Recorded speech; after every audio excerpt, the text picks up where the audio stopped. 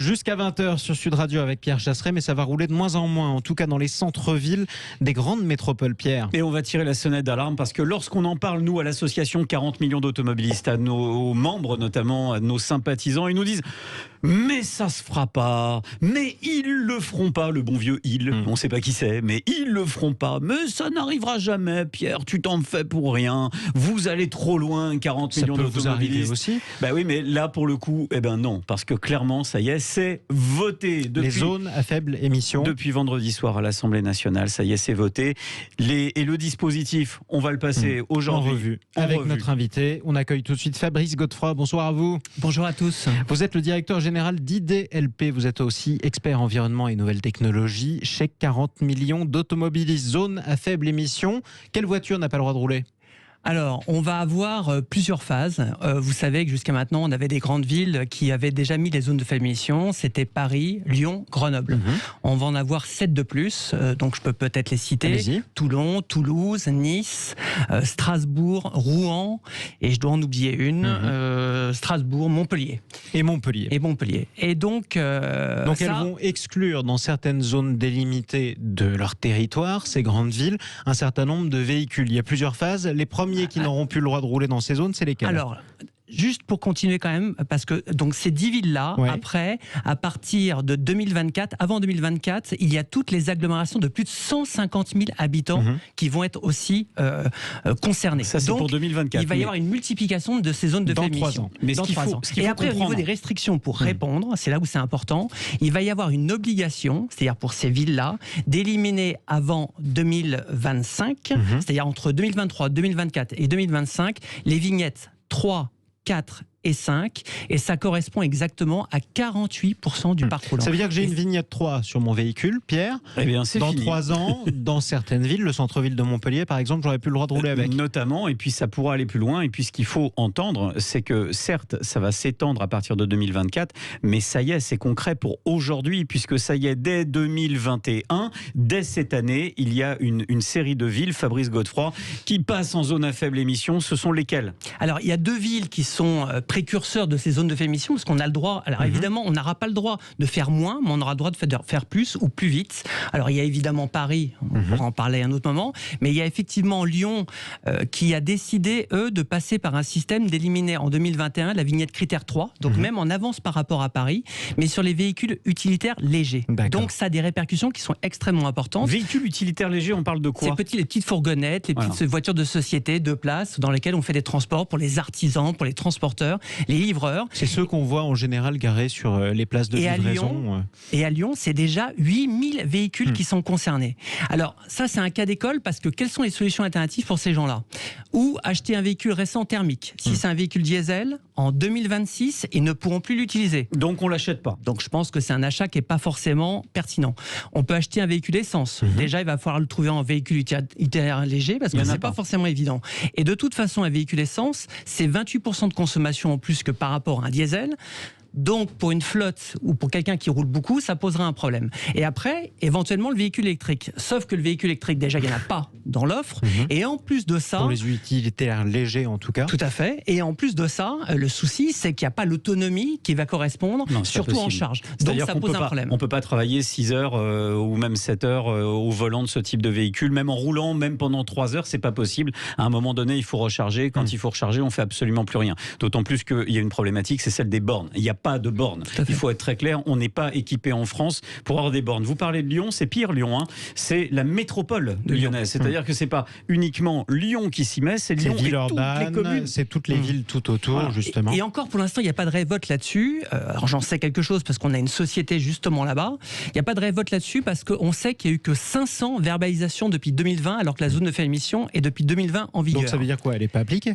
Elle n'est pas appliquée pour l'instant. Pourquoi ? Parce qu'il n'y a pas les fameux radars qui vont contrôler ce genre de choses. Et alors là, je vous garantis que le jour où ça va démarrer, c'est là où le problème va commencer à se poser. Le radar, on en parle parce que c'est aussi ce que nous disent beaucoup d'auditeurs, beaucoup de sympathisants aussi de l'association. Ils nous disent, mais ne vous inquiétez pas, Pierre, parce que de toute façon, il n'y a pas de verbalisation et il n'y en aura pas. Alors, je les renvoie au propos de la ministre, qui a été très, très claire. La ministre des Transports, Barbara Pompili, ministre de l'Environnement. La transition écologique. Voilà, qui nous a dit, les radars arrive, c'est-à-dire qu'il y aura une vraie volonté.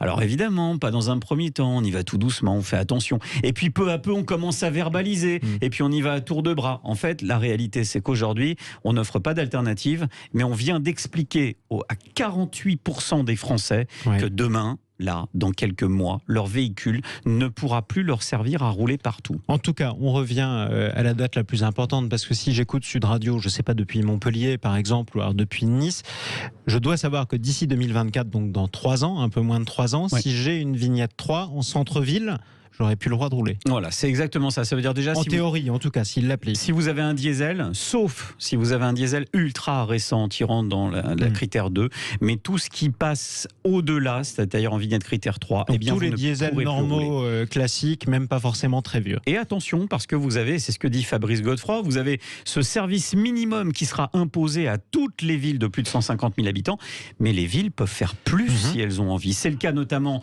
de Paris qui dit, moi j'élimine tous les diesels. Et là, c'est 80% du parc. Alors pour ceux qui nous écoutent depuis Paris sur le 99.9 sur Sud Radio, c'est à partir de quand la suppression du diesel en centre-ville à Paris ? 2024. Donc plus de diesel, elle l'a annoncé. Tout le diesel. 2024, c'est plus de vignette critère 2, faut le savoir. Mais c'est aussi plus d'essence. Ça, c'est pour Paris. Tout à fait, c'est Paris et Grand Paris. Attention. Donc plus de diesel, c'est la vignette critère 2. La vignette critère 2, c'est celle où il y a plus de véhicules, c'est 33% de véhicules rien que dans la vignette critère 2.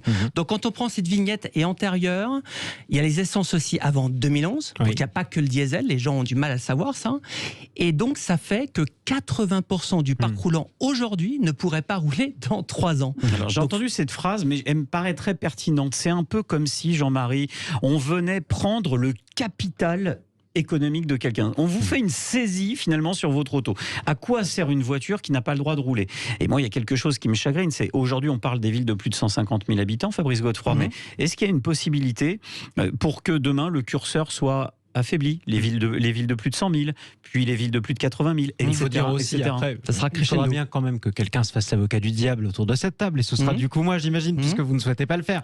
Il y a moins de pollution dans une ville de 100 000 habitants. Si vous prenez une ville comme Orléans, par exemple, c'est vrai que la qualité de l'air, par définition, n'est pas nécessairement la même que celle que vous avez dans le centre-ville de Marseille. Sauf que là, j'ai un problème, c'est-à-dire pendant le premier confinement lourd, le confinement de mars, on a eu une réduction de 87% des déplacements automobiles, on a eu une réduction de 7% de la pollution. Et les camions particules. Et les camions, mais non, mais tout global, moins 7%. Et les camions de particules. Donc, et les camions, ils roulent à quoi ? On en a déjà parlé. Ils roulent au diesel. Ils roulent au diesel. Parce que si on veut les mettre en électrique, moi je veux bien. Mais pendant le premier confinement, ils avaient continué à alimenter nos grands magasins. On s'en souvient d'ailleurs, on les remerciait. Ils n'avaient pas assez d'air de routier.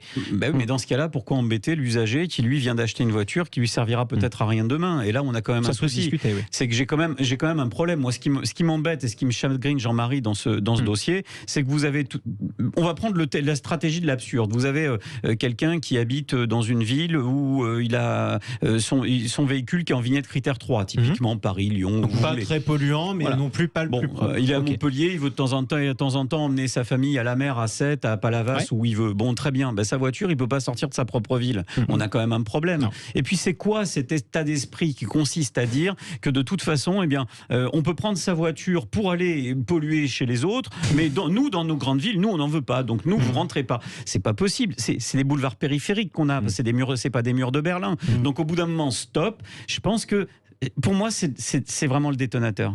Ça va être la poudre, un peu qui va être le détonateur sur la prochaine présidentielle, ça et les carburants. Ça pour ce qui est de l'électorat des villes. Si j'habite à la campagne, par exemple, et on est quand même un certain nombre de millions de Français, vous serez moins touchés si vous ne travaillez pas en voiture jusque dans les villes. Parce qu'on va pas se mentir, quand vous habitez à la campagne de Montpellier, par exemple, si vous allez travailler en centre-ville de Montpellier, vous allez essayer d'y aller en voiture, mais vous savez qu'à l'heure de pointe, vous allez avoir des bouchons pas possibles. C'est pareil à Marseille, c'est pareil à Toulouse, c'est pareil à Paris. Il y a des alternatives, mais j'habite à Sète, je veux aller faire une petite bouffe. Vous voulez aller vous baigner à Palavas, on est d'accord et je vous comprends. Non, là c'est l'inverse. Je suis invité par des amis montpelliérains, je suis à Sète.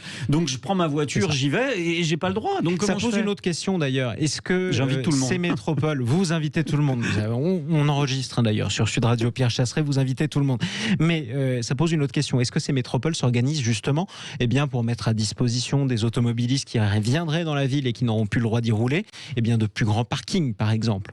Alors, ils vont créer effectivement des parkings pour rentrer et pour après les derniers kilomètres avec d'autres solutions alternatives. C'est-à-dire un parking à la sortie, à l'entrée de la ville, avec une ligne de tram ou alors de bus. Et dans la loi climat et résilience, où il y a cette fameuse zone de faible émission, qui est une obsolescence programmée, d'ailleurs qu'on est en train de programmer sur les véhicules, on a quand même des solutions alternatives extrêmement pertinentes. Vous allez pouvoir changer votre vieux véhicule avec une prime à la reconversion en changeant un véhicule électrique. Mais même un véhicule électrique cargo, c'est-à-dire que les artisans vont pouvoir avoir un véhicule avec un petit chariot pour pouvoir aller travailler dans les centres-villes. Donc effectivement, il y a des alternatives extrêmement pertinentes. On sent votre ironie effectivement dans c'est pas défendable parce que c'est dans la loi. C'est la réalité. On a voté parce qu'on a besoin de voter ça à l'Assemblée nationale. On se donne l'air malin en agitant un petit drapeau vert en disant regarde comme je suis écolo. Moi je trouve que c'est lamentable. Quand on dit aux gens mettez votre voiture au rebut et en échange achetez-vous un vélo cargo et qu'on est ouvrier et qu'on a des blocs de parpaing à mettre à l'arrière de la voiture, j'ai hâte de voir l'ouvrier qui va partir avec sa petite flotte de vélos électriques et ses parpaings devant. Moi je trouve ça lamentable. Mais ce que je trouve plus lamentable, c'est qu'aujourd'hui on est de manière certaine 50% des Français qui dans l'année commenceront à avoir une voiture qui n'a plus le droit de rouler partout. Et ça, c'est un fait. Un fait. Est-ce que ça commence à se sentir aussi sur le marché d'occasion, par exemple? Est-ce qu'on constate de plus en plus de ventes de véhicules de vignettes critère 3? En tout cas, les habitants des villes ou de la périphérie qui pourront plus s'en servir. Alors, je pense qu'il y a une augmentation. Il y a une augmentation des véhicules d'occasion actuellement, mais pour une autre raison, c'est que les primes à la reconversion qui sont organisées actuellement ne correspondent plus véritablement aux besoins, parce qu'elles ont été tellement réduite que maintenant les gens, surtout dans la situation actuelle, quand ils ont besoin de changer leur voiture, ils préfèrent acheter un véhicule d'occasion. C'est ça le souci. J'ai un truc que je comprends pas. Et d'ailleurs, le parc est vieillissant d'ailleurs. La prime à la reconversion, la prime Édouard Philippe, la prime Macron, la prime à la reconversion, elle donnait le droit à l'achat d'un véhicule diesel critère 2 d'occasion. Jusque-là, tout le monde me suit.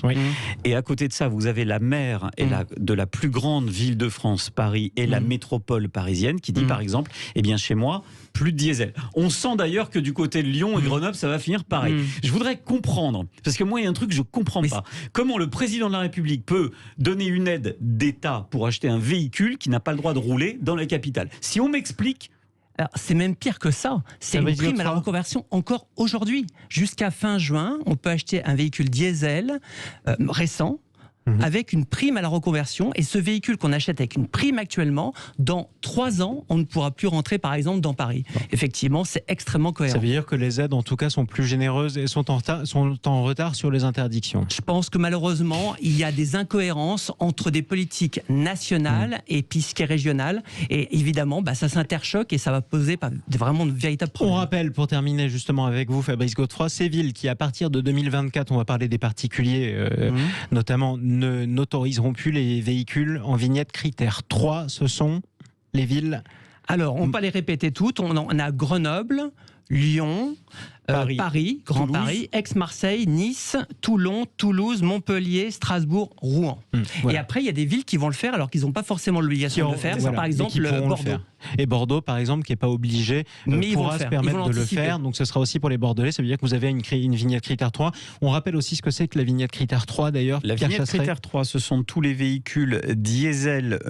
Alors, donc c'est tout ce qui est diesel avant 2011 et tout ce qui est essence avant 2006. Tout ce qui est plus vieux que 2006 et tout ce qui est plus vieux que 2011 en diesel. Et on va rappeler quand même, le parc automobile français est âgé aujourd'hui de 10 ans de moyenne. Donc en fait, on est en train de dire à tous ceux qui ont acheté un véhicule et qui ont un véhicule qui circule très bien, on va leur dire de le transformer en bloc pour le mettre au-dessus de la cheminée si ça passe, en tout cas en César, en ce que vous voulez, parce qu'aujourd'hui vous avez des élus qui ont dit non, vous ne roulerez pas avec. Alors, un côté positif, on va forcément du côté de l'association 40 millions d'automobilistes avec Fabrice, etc., on va forcément mettre des mesures en place pour faire en sorte que le Sénat retoque courant juin ce projet de loi qui a été, j'insiste, adopté à l'Assemblée nationale. Ce n'est plus mais ils ne le feront pas. C'était en première lecture. En tout cas, on verra ce qui... Une date de péremption sur les cartes grises. Voilà, une date de péremption sur les cartes grises. Merci à vous, Fabrice Godefroy, d'être intervenu ce soir dans Ça roule sur Sud Radio, directeur général IDLP. Et vous êtes par ailleurs expert environnement et nouvelles technologies chez 40 000 millions d'automobilistes.